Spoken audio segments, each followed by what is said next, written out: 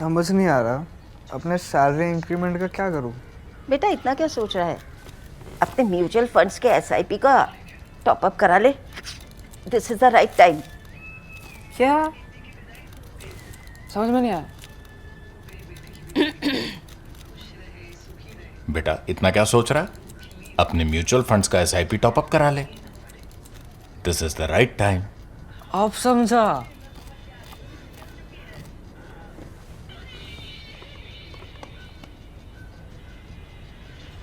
Mutual fund investments are subject to market risks. Read all scheme related documents carefully. नमस्कार, the print में आप सभी का स्वागत है। सतलज फिल्म को लेकर चल रही कंट्रोवर्सी और टीएमसी से निकल रहे गुटों और लॉरेंस बिश्नोई के खिलाफ लगाए गए आरोपों से लेकर यूएस और ईरान के बीच समझौते तक पिछले कुछ दिनों में हुई हर बड़ी खबर पर आप सभी ने पैनी नजर बनाए रखी और हमें अपने सवाल भेजे, और ऐसे ही सवालों पर चर्चा करने हम आपके सामने एक बार फिर हाजिर हैं हमारे शो शेखर से सवाल में। मैं अपूर्वा मंधानी, मेरे साथ है हमारे editor in chief Shekhar Gupta. और अपूर्वा, एक बार हम याद भी करा दें अपने दर्शकों को कि इस शो में हम सवाल सिर्फ हमारे मेंबर से लेते हैं जी, यूट्यूब मेंबर्स। तो आप प्लीज हमारी यूट्यूब मेंबरशिप लीजिए, बहुत खर्चा नहीं है उसका। आपको अभी लिंक दिखाया जाएगा और डिस्क्रिप्शन के साथ भी होगा, आप यूट्यूब मेंबरशिप ले सकते हैं। और अगर आप हमारे सब्सक्राइबर हैं मेन हमारे वेबसाइट के, जी, फिर भी आप सवाल भेज सकते हैं। वो आप हमारे पास ईमेल से भेजिए, उसका ईमेल एड्रेस भी आपकी स्क्रीन पर लिखा हुआ है, डिस्क्रिप्शन के साथ भी। वहां बोलिए कि आप सब्सक्राइबर हैं। अगर आप यूट्यूब मेंबर हैं तो आप यहीं पे हमें यूट्यूब कम्युनिटी में हमें सवाल भेज सकते हैं। पहला सवाल लूंगी अर्जुन मलिक का। वो बोले सरकार ने सतलुज पर बैन क्यों लगाया? शायद उन्हें लगा होगा कि इसे दबाने से इसका असर कम हो जाएगा। असल में इस विवाद ने तो उल्टा काम किया और फिल्म की तरफ लोगों का ध्यान और ज्यादा खींच लिया। अगर सेंसर बोर्ड के विवाद और बाद में Z5 से हटाए जाने के बजाय फिल्म को सीधे रिलीज होने दिया जाता तो शायद इसे इतनी पब्लिसिटी नहीं मिलती। इतिहास में ऐसा कई बार हुआ है। द सैटेनिक वर्सेस पर बैन से लेकर 2002 के गुजरात दंगों पर बनी बीबीसी डॉक्यूमेंट्री को लेकर हुए हालिया विवाद तक। फिर भी सरकारें अक्सर ये नहीं समझ पाती कि सेंसरशिप से अक्सर वही कंटेंट और ज्यादा चर्चा में आ जाता है जिसे वे दबाना चाहती है। देखिए, पहली बात तो हमें इसमें क्लियर होना चाहिए कि इसमें किसी ने बैन नहीं किया है। सरकार ने बैन नहीं किया है, सेंसर ने बैन नहीं किया है, क्योंकि ओटीटी है, ये सब्जेक्ट टू सेंसर नहीं है जी, ये Z5 ने दिखाया, 48 घंटे में उन्होंने खुद निकाल लिया। अब उनको किसी से फोन आया और निकालने के लिए तो मुझे पता नहीं, लेकिन इसके ऊपर बैन कोई नहीं है। इसलिए अगर आपको कहीं मिलती है, आप देखते हैं तो इसमें कोई इलीगल काम नहीं कर रहे हैं। और सारे पंजाब में इस समय गांव-गांव में गुरुद्वारों में दिखाई जा रही है, दिल्ली के गुरुद्वारों में भी दिखाई जा रही है। तो इसमें कोई बैन वाली बात नहीं है। सिर्फ ये है कि एक चैनल ओटीटी प्लेटफॉर्म ने इसको दिखाया, 48 घंटे में निकाल लिया। अब क्यों निकाला, इसका जवाब वही दे सकते हैं और कोई नहीं दे सकता। इसके ऊपर बैन नहीं है। हालांकि जो प्रिंसिपल में आपकी बात है वो ठीक है, कोई बैन लगाने से फायदा नहीं होता है। ठीक है, फ्रीडम ऑफ एक्सप्रेशन जो इंडिया में है वो एब्सोल्यूट नहीं है। आर्टिकल 19 में क्वालिफिकेशंस हैं, आप सब कुछ नहीं कह सकते हैं। और उसके भी कुछ नॉर्म्स हैं। तो इसमें सेंसर के कट्स थे, उन्होंने कहा हम सेंसर के कट्स एक्सेप्ट करने के बजाय हम ओटीटी पे रिलीज कर देते हैं। और एक ओटीटी प्लेटफॉर्म राजी हो गया उसको रिलीज करने के लिए, उसी ने इसको वापस ले लिया।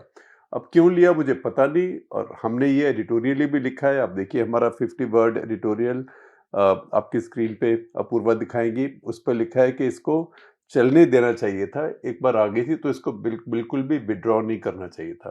तो जी ने, अब कोई मजबूरी रही हो, किसी का फोन आया हो, किसी का प्रेशर आया, मुझे पता नहीं, लेकिन जी को एक बार दिखाने के बाद इसको विड्रॉ नहीं करना चाहिए था। शेखर, अगला सवाल रेखा का है। पूछ रही है कि शिरोमणि अकाली दल ने पंजाब में कांग्रेस सरकार या कांग्रेस सरकार के दौरान पुलिस की ज्यादतियों और अमानवीय हरकतों को राज्य के हर हिस्से और गांव में दिखाने का फैसला किया है। ये विवाद पंजाब चुनावों से कुछ महीने पहले सामने आया है। क्या आपको लगता है कि ये राजनीतिक दलों के लिए कोई मुद्दा बनेगा? देखिए, मुद्दा तो कुछ बनेगा, लेकिन इससे अकाली दल को फायदा नहीं होने वाला है। क्योंकि अकाली दल इसमें कुछ अफसर जिनका नाम बताया गया है, अकाली दल ने उन्हीं को डीजीपी बनाया और 9 साल तक डीजीपी बना के रखा।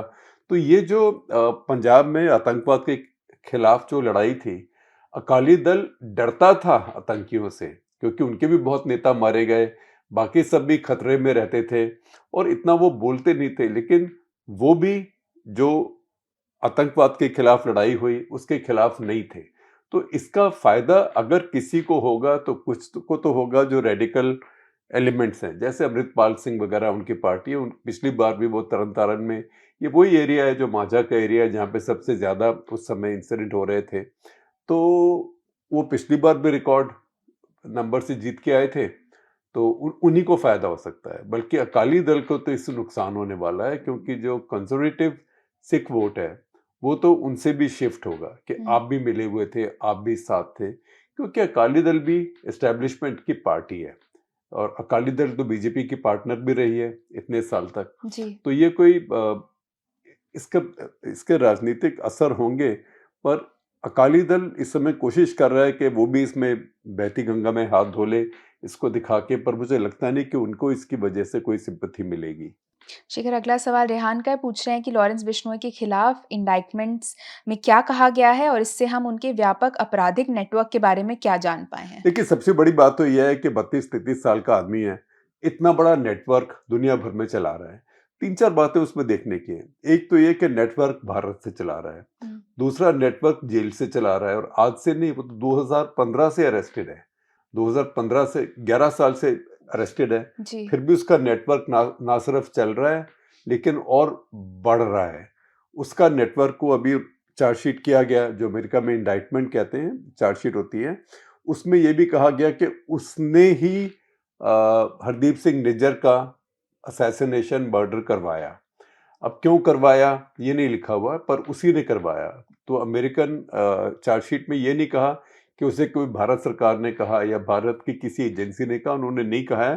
तो जो जस्टिन ट्रूडो ने एक आरोप लगाए थे उससे ये दूर हो गए हैं अभी।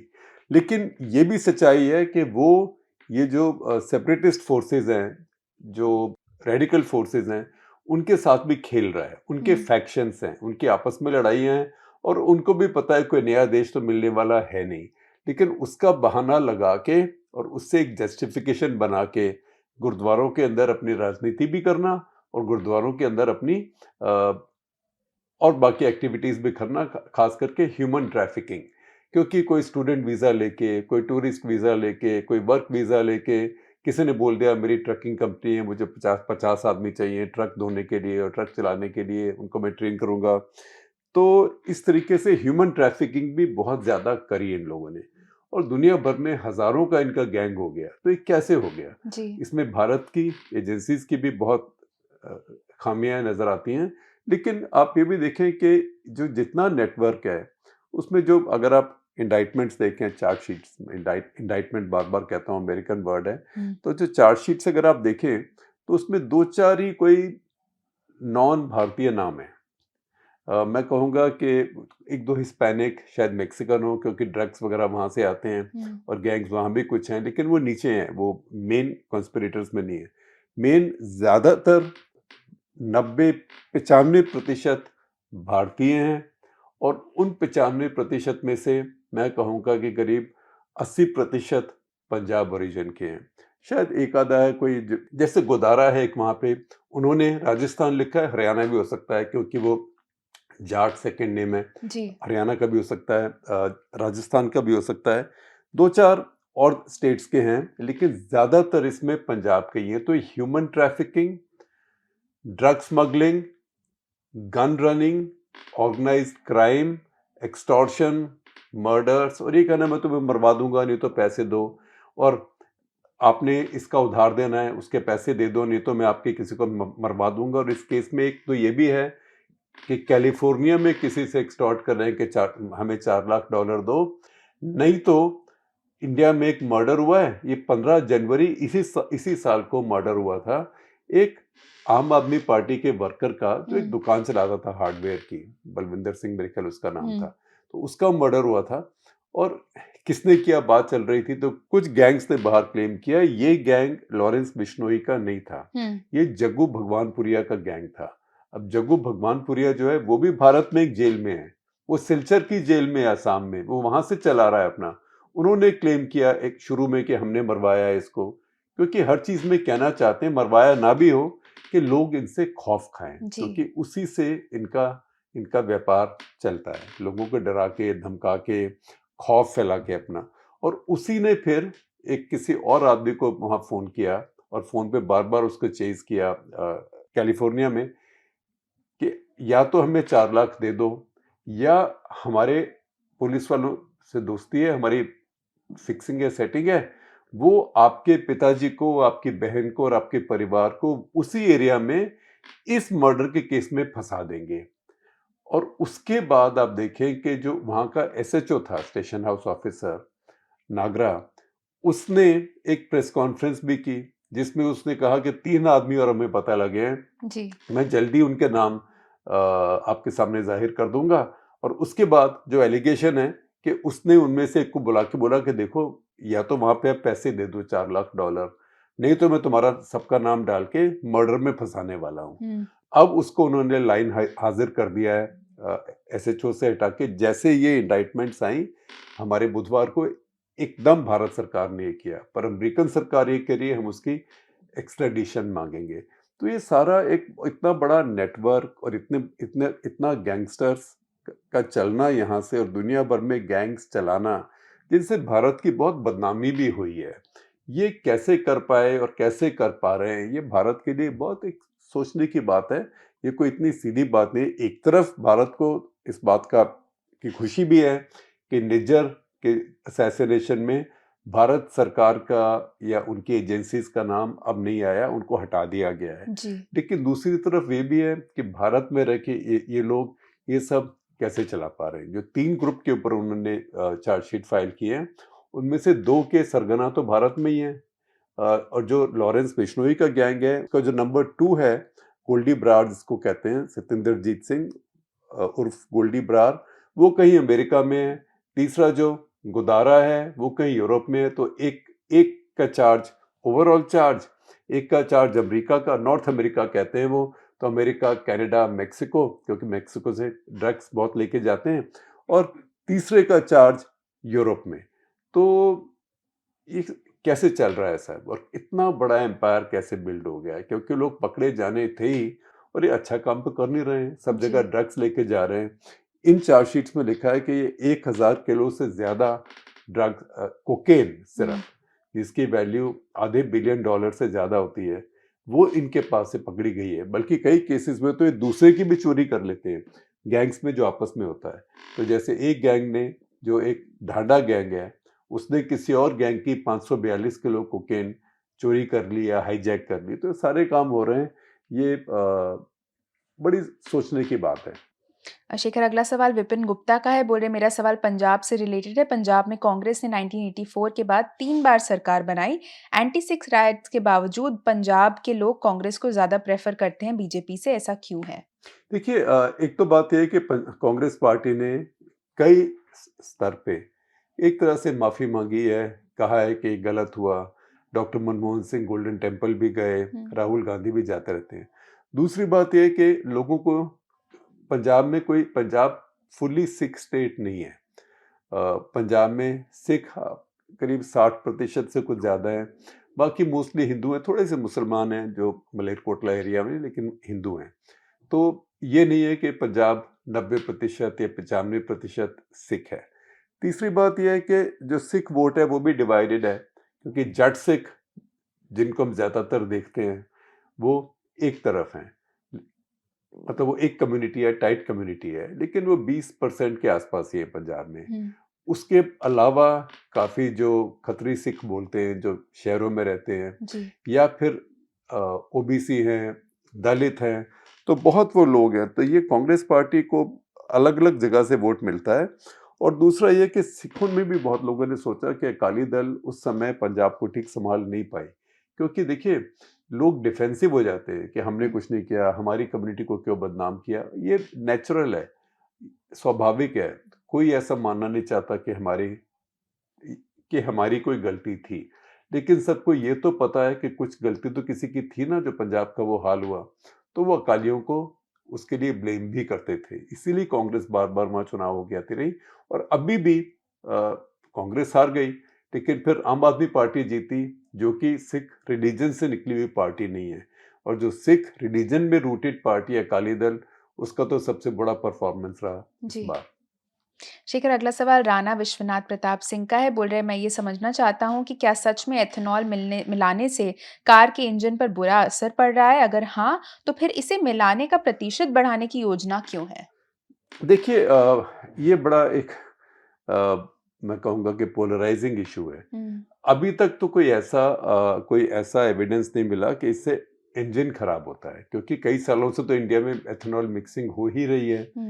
2011 से 5% कुछ एरियाज में शुरू हो गई थी, पर उन एरियाज को बढ़ाया गया।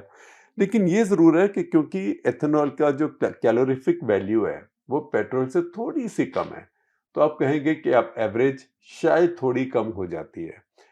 अगर वो एवरेज थोड़ी कम होती है तो फिर उसका एक मैं सोचता हूँ कॉम्पेंसेशन होना चाहिए कि उसकी वजह से आपको दाम थोड़ा कम होना चाहिए, और गवर्नमेंट को वही इंसेंटिव इस्तेमाल करके इसको प्रमोट करना चाहिए। एथेनॉल बढ़ाने का कुछ जो तात्पर्य है वो मैं समझ सकता हूँ। एक तो ये है कि भारत का 88.5% जो हमारा ऑयल है वो इम्पोर्ट होता है। इम्पोर्ट फॉरेन एक्सचेंज का खर्चा भी होता है। दूसरा ये है कि उसका जो दाम है वो बहुत वेरी करता है। कभी आपको $140 का बैरल होता है, कभी आपको $60 का बैरल होता है। जी। और वो जियोपॉलिटिकल चीज़ है। कहीं रूस और यूक्रेन में लड़ाई हो गई तो फिर ऑयल प्राइस पे फ़र्क पड़ता है। गल्फ में कुछ हो गया तो ऑयल प्राइस में फ़र्क पड़ता है। वेनेजुएला के ऊपर सैंक्शन लगा दिए अमेरिका ने तो ऑयल प्राइस पे फ़र्क पड़ता है। उस पे हमारा कोई कंट्रोल नहीं है। तो उसमें उसके लिए एक ऑल्टरनेट सोचना कोई बुराई नहीं है। लेकिन उसमें बहुत बहुत पेचीदा मसले भी हैं। हमारे पास शायद समय नहीं होगा डिस्कस करने का, और मुझे इतनी नॉलेज भी नहीं है, पढ़ना पड़ेगा। लेकिन उसमें मसले ये भी हैं कि आप एथेनॉल किससे बना रहे हैं। अगर आप गन्ने से बना रहे हैं तो गन्ना बहुत पानी पीता है, तो बहुत पानी खर्च होता है आपका। अगर आप धान से बना रहे हैं, चावल से बना रहे हैं, हालांकि सरकार कहती है वो टूटे हुए चावल से बना रही है जो वेस्ट होता है, क्योंकि हमारे पास बहुत ज़्यादा चावल होता है, तो वो लेके बना रही है तो फिर चावल में बहुत पानी इस्तेमाल होता है। या मक्की से बना रही है, मक्की से फिर भी सबसे एफिशिएंट है, लेकिन मक्की भारत में अभी इतनी उगती नहीं है। अब मान लीजिए ईंधन के लिए मक्की का लोग उगाना शुरू करें, तो फिर भी चाहे वो मक्की हो, चाहे वो धान हो, चाहे वो गन्ना हो, तीनों में फर्टिलाइज़र इस्तेमाल होता है, ख़ास करके यूरिया इंपोर्ट होता है, या फिर यूरिया बनाने के लिए गैस इंपोर्ट होती है जिससे यूरिया बनता है। तो ये सब चीज़ों को बैलेंस करके पानी, इंपोर्टेड फर्टिलाइज़र, डीएपी भी इंपोर्ट होती है, सारे फर्टिलाइज़र हमारे यहाँ इंपोर्ट होते हैं, सल्फर भी इंपोर्ट होती है, और उन सबको बहुत हेवी सब्सिडी के साथ दिया जाता है। तो इसकी एक कैलकुलेशन चाहिए कि कॉस्ट बेनिफिट क्या है। लेकिन इस समय एक सरकार में मूड है कि 20% तो हम रखेंगे ही, उसके आगे होगा तो देखा जाएगा। और इसमें कुछ इंडस्ट्री के भी, खास करके शुगर इंडस्ट्री जो कि महाराष्ट्र में बहुत शक्तिशाली है, शुगर इंडस्ट्री के भी वेस्टेड इंटरेस्ट हो गए हैं, क्योंकि उनका अल्कोहल अब यहाँ पे बिक रहा है। क्योंकि जब चीनी बनाते हैं और चीनी की डिमांड कभी बढ़ती है कभी घटती है, और हमारे यहाँ चीनी की ओवर सप्लाई है, जी। और दुनिया में भी चीनी के दाम कम है, आमतौर पे कम है, लेकिन वो कमोडिटी है, कभी कम कभी थोड़े ज़्यादा। जब वहाँ ज़्यादा होते हैं तो भारत में ज़्यादा उपभोक्ता के लिए हो जाते हैं, तो सरकार इम्पोर्ट बंद कर देती है। तो ये सारे पेचीदा मामलों में ये चीज़ फंसी हुई है। लेकिन ये ज़रूर है कि भारत जैसे देश में एथेनॉल एक ऑल्टरनेटिव फुली नहीं है, जैसा कि ब्राज़ील में है। ब्राज़ील में बहुत बड़े बड़े लैंड पार्सल्स हैं खेती करने के लिए, चाहे वो मक्की हो, चाहे वो गन्ना हो, और ब्राज़ील के पास पानी भी बहुत ज़्यादा है, अमेज़न रिवर है, आप जानते हैं। और उन्होंने पीछे जब उनके पुराने नेता थे राइट विंग के बोल्सोनारो, तो उस समय में बहुत जंगल काट के, रेन फॉरेस्ट को भी काट के वहाँ बड़े बड़े बड़े बड़े हज़ारों हेक्टेयर के फार्म बनाए गए। हमारे यहाँ तो 18 एकड़ में लैंड सीलिंग है ज़्यादातर भारत में, जो कि अब 2.5 एकड़ में अगर आप 1 हेक्टेयर बना लीजिए तो 6-7 हेक्टेयर से बड़ी ज़मीन नहीं है, तो फार्म साइज़ भी बड़ा नहीं है। तो ये सब देखते हुए भारत उस स्केल पे तो जा नहीं सकता जिस पर ब्राज़ील है। कुछ हद तक इसको इस्तेमाल करके आप अपनी क्रूड की ज़रूरत को कम कर सकते हैं, और उसके साथ-साथ किसान को भी कुछ बेनिफिट दे सकते हैं। लेकिन ये सब बातें पब्लिक को कॉन्फिडेंस में लेके और पब्लिक की एक्सेप्टेंस के बाद ही हो सकती है। शेखर, अगला सवाल रंजीत पाल का है। पूछ रहे हैं कि क्या पश्चिम बंगाल में टीएमसी से अलग हुआ नया गुट एक भरोसेमंद विपक्ष के तौर पर टिक पाएगा या बीजेपी की बी टीम बन जाएगा या फिर सिर्फ नाम मात्र का कमजोर विपक्ष बनकर रह जाएगा? देखिए, ये तो वही है, ये तो his Majesty's loyal opposition with Indian characteristics. Hmm, UK में बोलते हैं हिज मैजेस्टीज लॉयल ऑपोजिशन, जो भी है वो हुँ, तो, लेकिन वो तो राजा की होती है ना। जी। यहाँ तो सरकार की है, वहाँ तो राजा सरकार नहीं होता, सरकार तो प्रधानमंत्री की होती है चुनी हुई। हुँ, तो यहाँ तो ये बेकार की बात है, ये कोई ऑपोजिशन नहीं रहेगी, ये वैसे ही रहेगी, छोटे मोटे अपने फेवर मांगते रहेंगे, अपने काम कराते रहेंगे, नौकरी पे लगवा दो, ठेका दिलवा दो। हुँ, ये कोई अपोजिशन बनने वाली नहीं है। इसमें और शिंदे सेना में सिर्फ यही फर्क है कि शिंदे सेना ने कोalition को ज्वाइन कर लिया क्योंकि बीजेपी को जरूरत थी वहां पे। यहाँ जरूरत है नहीं, तो ये लोग बिल्कुल बेकार रहेंगे। इनको फायदा सिर्फ ये होगा कि इनके खिलाफ केसेस वगैरह नहीं होंगे और जिसके खिलाफ केस होगा वो वापस ले लिया जाएगा। अगला सवाल शेखर निकुंज संघाय का है। पूछ रहे हैं हाल ही में वर्ल्ड बैंक ने श्रीलंका को एक अपर मिडिल इकोनॉमी डिक्लेयर कर दिया। इस बार में भारत में लोगों से तरह-तरह की टिप्पणी दी इस बात पर। क्या आपको लगता है कि भारत का मूल्यांकन करते वक़्त उसका बांग्लादेश, श्रीलंका जैसे छोटे देशों से per capita GDP, human development index इत्यादि पर तुलना करना उचित है? आखिर हम अपने स्टेट्स का मूल्यांकन करते वक़्त भी तो छोटे स्टेट्स को अलग रखते हैं। नहीं, देखिए ऐसे नहीं होता। एक देश होता है, चाहे वो छोटा हो चाहे बड़ा हो। कल को आप बोले कतर या इज़राइल या सिंगापुर दुनिया के सबसे अमीर देश क्यों हैं? हुँ, वो एक अलग कैलकुलेशन है। उसमें आप ये नहीं कह सकते कि आप उसमें मेरे देश की पूरी इकोनॉमी, हुँ, क्योंकि ये जो कैलकुलेशन है ये पर कैपिटा इनकम पर ही आधारित है। पर कैपिटा इनकम पर आधारित है और वो श्रीलंका की हमेशा से ही, मैं कहूँगा 50 साल से, भारत से उससे ज़्यादा साल से भी भारत से ज़्यादा ही रही है। और श्रीलंका के सोशल इंडिकेटर्स भी बिल्कुल केरला के बराबर है, बल्कि केरला से 1% बेहतर ही रहेंगे। आप श्रीलंका जाके देखिए, वो बिल्कुल सफाई है वहाँ पे, हुँ, आपको गरीबी नज़र नहीं आती है। तो आपको अपने पड़ोसी देशों की भी इज्जत करनी चाहिए। अब ये कहना रहे लेकिन उनका तो दिवाला निकल गया था, उनको तो भारत ने मदद की, वो भी बात करेक्ट है, वो बात गलत नहीं है। लेकिन वो जो दिवाला जिसको हम कहते हैं वो इसलिए था कि बैलेंस ऑफ पेमेंट्स क्राइसिस था, जी। कि उन्होंने, उनकी इकोनॉमी जो है एक टूरिज्म पे बेस्ड है और एक उनकी इकोनॉमी जो वो हॉर्टिकल्चरल प्रोडक्ट्स बनाते हैं, जैसे मसाले हैं, इलायची है, लौंग है और चाय, कॉफ़ी, उस सब पे बेस्ड है। उस समय जो उनके महानुभाव नेता थे महिंदा राजपक्षे, उनके दिमाग में आया कि मैं सारे देश को एकदम ऑर्गेनिक कर देता हूँ। तो ऑर्गेनिक किया तो हर चीज़ की यील्ड एकदम कोलैप्स कर गई वहाँ पे। तो जिसको कहते हैं परफेक्ट स्टॉर्म। हुँ, सब कुछ जो गलत हो सकता है वो हुआ आपकी इकोनॉमी के साथ। कोविड हुआ तो टूरिस्ट आने भी बंद हो गए और जब ऐसा हुआ तो आपकी करेंसी वीकन होनी शुरू हो गई। जैसे आपकी करेंसी कमज़ोर होनी शुरू हुई, लोगों ने फटाफट जो भी बचा उसको डॉलर में कन्वर्ट करके डॉलर दबा के रख लिए या डॉलर वापस बाहर भेज दिए। तो ये सारे चक्कर में वो फंस गया और फॉरेन एक्सचेंज का वहाँ पे क्राइसिस हुआ था। और वो क्राइसिस समय के साथ साथ उन्होंने, देखिए उनके लिए तारीफ भी करनी चाहिए कि उसके बावजूद उन्होंने बिल्कुल लोकतांत्रिक तरीके से प्रॉपर चुनाव करके, अब उसके बाद भी वो एक सरकार उन्होंने बनाई रनिल विक्रमसिंघे के अंडर। हालांकि उनके पास इतने एमपी नहीं थे, लेकिन उन्होंने भी ठीक से सरकार चलाई और सबने उन पे पेशेंस रखी, भरोसा रखा कि वो नया चुनाव कराएंगे। नया चुनाव हुआ तो उसमें बिल्कुल ये एक अलग तरह की पार्टी चुन के आ गई। हुँ, तो डेमोक्रेटिक स्ट्रेंथ भी उन्होंने दिखाई। जब हमने भी पैसे दिए उधार श्रीलंका को, तब भी पर कैपिटा इनकम श्रीलंका के हमारे से 1.5 गुनी थी।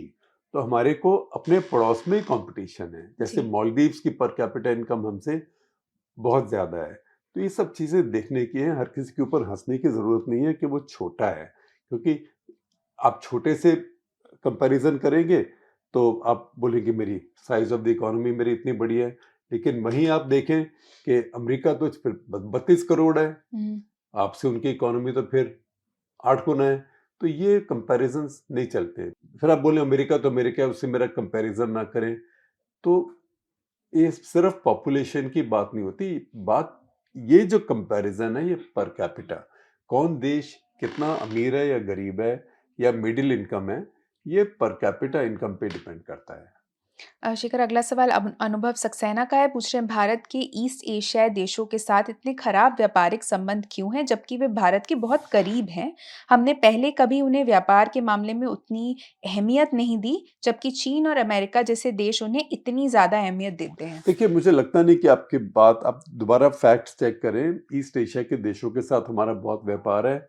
उनके साथ हमारा फ्री ट्रेड एग्रीमेंट भी हुआ था, जिसको बीजेपी सरकार पसंद नहीं करती है। कुछ वो अलग-अलग अब फ्री ट्रेड एग्रीमेंट्स करना चाहती है देशों के साथ। हुँ। लेकिन ईस्ट एशिया के साथ हमारे बहुत कमर्शियल संबंध है। सिंगापुर के साथ कितने हैं, कोरिया के साथ कितने हैं, हमारी कितनी ब्रांड्स अब देखिए इंडिया में कोरियन ही चलती हैं, और कोरियन जॉइंट वेंचर्स में कितने ज़्यादा हैं। ऐसे ही वियतनाम के साथ हमारे, खैर पहले इतने नहीं थे लेकिन वो बढ़ रहे हैं। जापान के साथ, हुँ।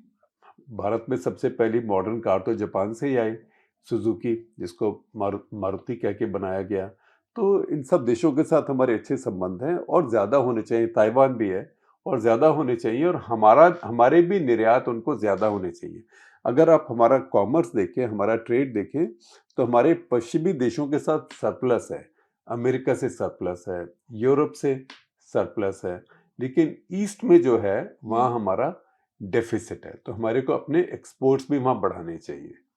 शिखर, अगला सवाल अनुभव सक्सेना का है कि भारत ने इंडोनेशिया के साथ जो रक्षा समझौते किए हैं, उनका क्या महत्व है और क्या इनसे भारत के लिए निर्यात के और मौके बनेंगे? क्या ऑपरेशन सिंदूर का भविष्य में होने वाले ऐसे समझौतों पर कोई असर पड़ रहा है? नहीं, देखिए, उसके ऑपरेशन सिंदूर का इस पे कोई असर नहीं है। भारत ने कुछ एरियाज में अपनी स्ट्रेंथ बनाई है, जैसे ब्रह्मोस मिसाइल है। ब्रह्मोस मिसाइल भी हमको याद रखना चाहिए, पूरी तरह से भारत का नहीं है। उसमें ये रशिया भारत का जॉइंट वेंचर है।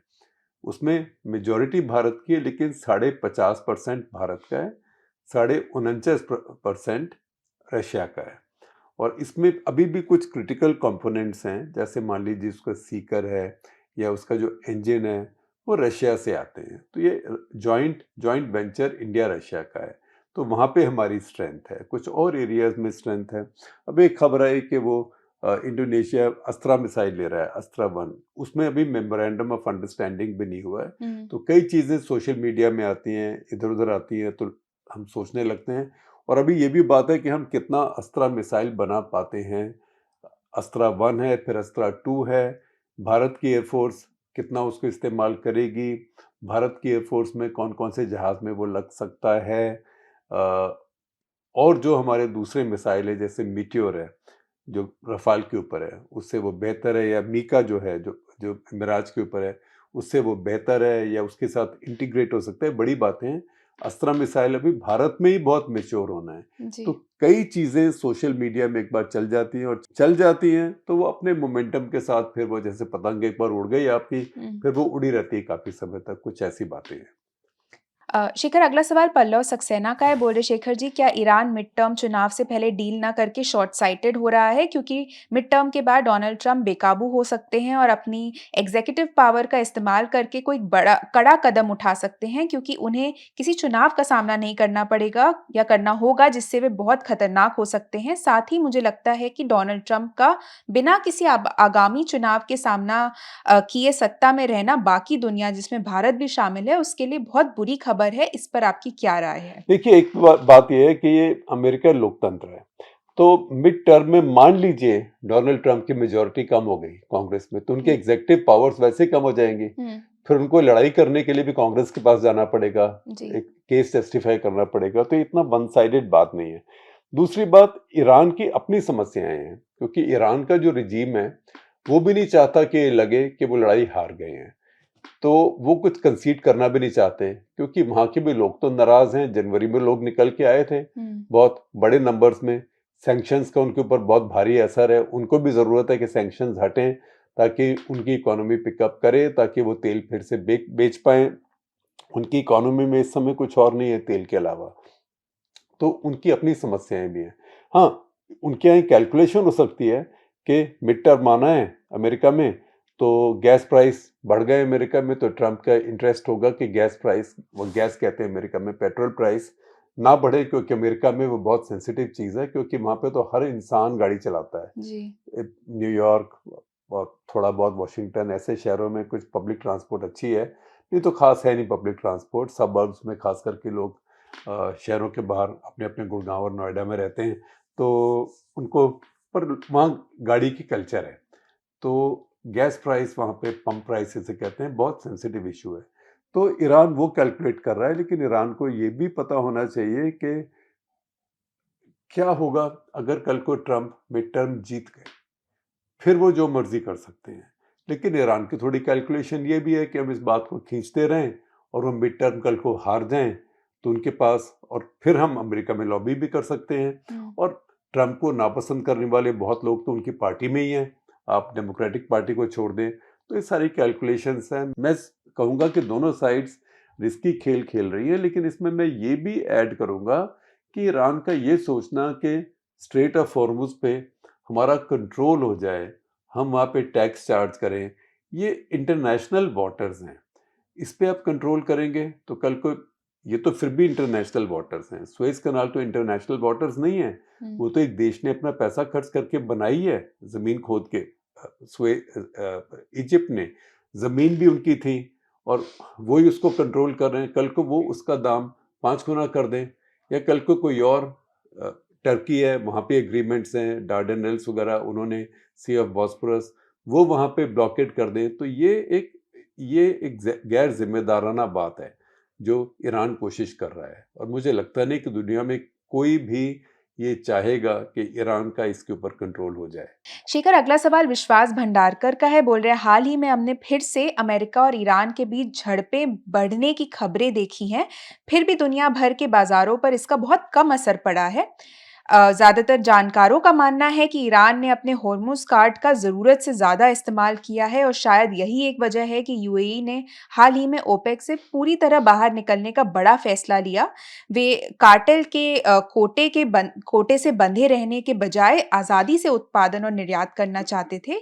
इन सब बातों को देखते हुए क्या अमेरिका ईरान के बीच तनाव आगे चलकर बस एक मामूली खबर बनकर रह जाएगा, ठीक वैसे ही जैसे रूस यूक्रेन युद्ध अब बैकग्राउंड में चला गया है? देखिए, अभी जो इश्यूज बचे हैं वो दो हैं। एक तो ये कि स्ट्रेट ऑफ हॉर्मुज़, जिसको ईरानियन सोचते हैं कि हमारी लीवरेज है, कि हम इसको रोकने की धमकी दें तो सारी दुनिया में तेल का दाम बढ़ जाएगा और लोग घबराएंगे। दूसरी तरफ ये कि ईरानियन सोचते हैं कि जो खाड़ी अरब देश हैं, इनके पास सेनाएं हैं, लेकिन ये हमसे बहुत छोटे देश हैं, ये अपनी पूरी सुरक्षा नहीं कर सकते, तो हमको जब प्रेशर आएगा अमेरिका से, हम इनको जाके ठोक देंगे। और बहाना ये कि यहाँ पे जो अमेरिकन अड्डे हैं हम उनको ठोक रहे हैं। तो ये सब लोग डरेंगे, क्योंकि वो अपनी जनता के सामने एक्सपोज होते हैं कि हम अपने आप की प्रोटेक्शन नहीं कर पा रहे हैं, क्योंकि हैं तो सभी डिक्टेटरशिप। ईरान में फिर भी ये कम से कम एक तरह का इलेक्शन तो है, एक उनका प्रेसिडेंट चुना जाता है, हालांकि पावर सारी उनकी या तो फिर सुप्रीम लीडर के पास होती है या IRGC के पास होती है, जिसका कोई इलेक्शन नहीं होता है। लेकिन अमेरिका के लिए और इजराइल के लिए एक और भी समस्या है। एक तो स्ट्रेट ऑफ हॉर्मुज़ है, एक खाड़ी के अरब देशों की सुरक्षा है, क्योंकि वो अमेरिका के एलाइज हैं और एक तरह से वो इजराइल के एलाइज भी हैं। कुछ उसमें अब्राहम अकॉर्ड्स में है, जैसे कि UAE है, बहरीन है, बल्कि बाकी सब भी चुपचाप इजराइल के साथ ही हैं। और तीसरी समस्या जो अमेरिका और इजराइल के लिए है, वो जो ईरान की प्रॉक्सीज हैं, वो बहुत भारी प्रॉक्सीज हैं। हूथीज है यमन में, हमास है, हमास इस समय काफ़ी कमज़ोर है लेकिन फिर भी है, हमास है, और ऐसे ही हिजबुल्ला है जो कि लेबनान में है। वो तीनों इजराइल के लिए भी थ्रेट हैं, और वो तीनों आप देखें कि जो रेड सी बाबिल मंडब, वो जो एरिया है वो भी एक चोक पॉइंट है, वो वहाँ भी थ्रेट है। पहले उन्होंने वहाँ पे शिपिंग रोकी थी, इसलिए काफ़ी शिपिंग का पुराने ज़माने की तरह केप ऑफ गुड होप आप देखिए दुनिया के नक्शे में अफ्रीका से घूम के जा रही है, तो उसमें कई दिन की शिपिंग का टाइम बढ़ जाता है और खर्चा भी होता है, ईंधन भी, इंश्योरेंस भी। तो ये सारे इस समय चीज़ें आपस में पेचीदा हैं जो चल रही हैं, पर लगता है कि दुनिया को लगता है कि कुछ हद तक चलता रहेगा और अमेरिका मोर और लेस स्ट्रेट ऑफ हॉर्मुज़ को चालू रखेगा। और उस समय दबादब सऊदी अरेबिया और UAE अपनी पाइपलाइंस वगैरह रेड सी की तरफ बढ़ाने में लगे हुए हैं। शिखर, आज का आखिरी सवाल लूंगी। आदित्य का बोल रहे हैं, इस साल मार्च में वर्ल्ड कप जीतने के बाद इंग्लैंड से 125 रनों की हार की किसी ने कल्पना भी नहीं की होगी। क्या आपको लगता है कि टीम लाइनअप में लगातार बदलाव और खिलाड़ियों को कोई स्पष्टता न देने की वजह से ऐसी हार हुई है? और क्या आपको ये भी लगता है कि कोच के तौर पर गौतम गंभीर का समय अब खत्म होने वाला है और उन्हें कभी भी हटाया जा सकता है? देखिए, गौतम गंभीर का समय तो खत्म काफी समय पहले ही हो चुका था, लेकिन वो बच जाते हैं। जैसे कि घर में एक वर्ल्ड कप हुआ, आप जीत गए, तो या यूएई में कुछ हुआ तो वहाँ जीत गए, क्योंकि वहाँ पिचेस कंडीशंस वगैरह काफ़ी आपको आपको सूट करती हैं ऑस्ट्रेलिया इंग्लैंड के सामने। जी। पाकिस्तान को कभी भी हरा सकते हैं आप। तो लेकिन भारत की टीम का संतुलन ठीक नहीं है, सिलेक्शन भी आगे पीछे है। अब जो टीम अभी गई है इसमें अटैक ही नहीं है। आप इंग्लैंड कैसे जा सकते हैं अगर आपके पास कुछ भी पेस अटैक ना हो? आपके पास रिसोर्सेज हैं, आपको कुछ तो और लेके जाना चाहिए था। आप उसमें हर्षित राणा को एज पेस बॉलर नहीं खिला सकते हैं, ना आप एज पेस बॉलर ना बैटर। ये सब वो लोग हैं जिनको इमरान खान की भाषा में वो बोलते थे रेलू कट्टा। रेलू कट्टा बोलते हैं इमरान खान, जो bit of this bit of that, जिसको बिट प्लेयर कहते हैं। थोड़ी बैटिंग कर ली, थोड़ी बॉलिंग कर ली, ऐसे 11 में से एक हो सकता है। लेकिन 11 में से वो 2 या 3 फास्ट बॉलर्स के बदले में वो नहीं हो सकता है। और यहाँ पे 2-3 पार्ट टाइम स्पिनर्स या बी प्लस एबिलिटी के स्पिनर्स आप नहीं खिला सकते हैं। आपको रियल स्पिनर्स भी खिलाने हैं। एक मैच तो आप इसीलिए हारे, खैर वो हो सकता है बदकिस्मती भी हो कि रवि बिश्नोई जो स्पिनर हैं 3 नो बॉल डाल गए, और वो भी बैकफुट की नो बॉल भी डाल गए। तो ये सब दिखाता है आपको कि आपकी डिसिप्लिन भी कम है। और एक जो गौतम गंभीर का जो एक रिस्पॉन्स होता है वो बहुत डिफेंसिव होता है। क्या हो गया, लोग हारते हैं, हारने में क्या बड़ी बात है, और टीमें नहीं हारती हैं क्या? तो उस चक्कर में ये टीम जो है ये संतुलित टीम नहीं है। जो हमारी T20 जी। टीम है ये बैलेंस्ड टीम नहीं है। शिखर, चलिए इसी बात पे आज का एपिसोड यहीं खत्म होता है। आशा करती हूँ आपको एपिसोड पसंद आया होगा। हमसे जुड़ने के लिए, हमें अपने सवाल भेजने के लिए आप सभी का बहुत-बहुत धन्यवाद।